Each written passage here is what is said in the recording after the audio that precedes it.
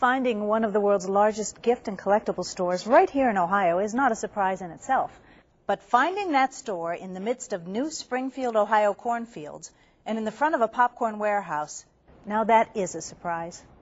Welcome to David May's The Hummel Shop. Well, when I came in with the business, we were in popcorn, and we did all the Hills department stores throughout the United States. Well, that was a sort of a gift from God for us. It gave us financially the wherewithal that we could go ahead and do other things. And when I say popcorn, we were shipping semi-loads every day. 100,000 pounds of seed that you'd pop was going out of here every day. At Christmas, of course, it went way up. But the gift shop started about 1970, early 70s.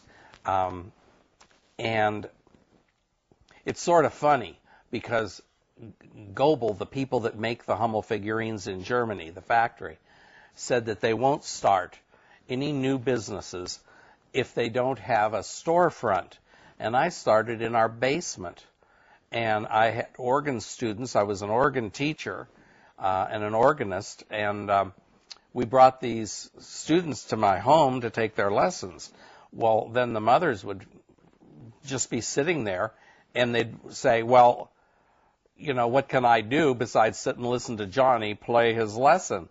So I had a wall, and I just put some shelves on it and had a few Hummels. The first thing we did, my wife introduced me to Hummels before we were even married, and it was sort of like the good luck charm that got us started.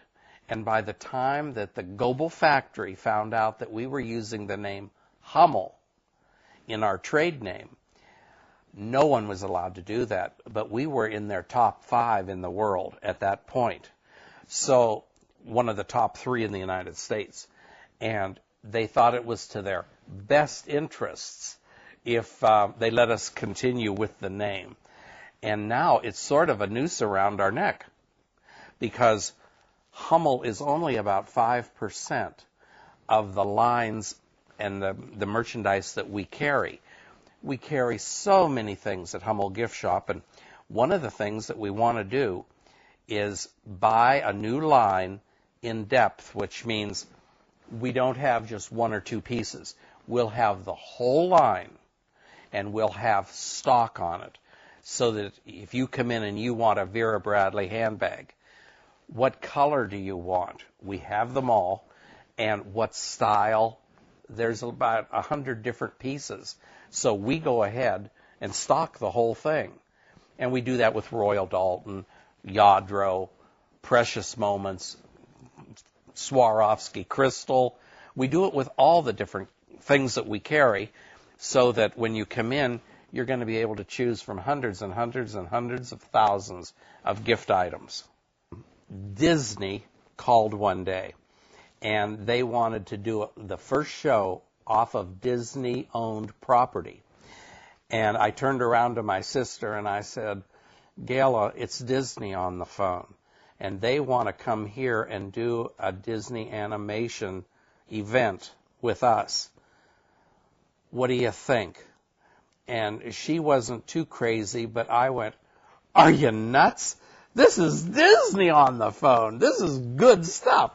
So we did that, but before we did it, they talked to me on the phone, and they said, why did you decide to put one of the most beautiful gift shops in America, and large, we're 30,000 square feet, out in the middle of a cornfield? Literally, we have 10 docks, and when you open the dock doors for the semi-trucks and the delivery trucks, you'll see nothing but cornfields. And Disney said, why did you put it in a cornfield? And I said, you should be ashamed. Your boss, Walt Disney, is turning over right now in his grave. He had thousands, hundreds of thousands of people, millions of people that are coming to a swamp in Florida. I thought I can have 100,000 people a year come an hour from Cleveland, or 45 minutes from Pittsburgh, or 15 minutes from Youngstown. We're in the heart right here of half of the Fortune 500 companies and about 40% of the population within 500 miles around us. So why not build it? I have a road, Garfield Road. Disney had to get a canoe or a boat and go out in a swamp. I said, I have a telephone. He didn't. And I said, if he can do it there, I should do it here in a smaller scale. But that's one thing that I can remember that Disney called here, and it was their first show off of Disney-owned property. And it was fun.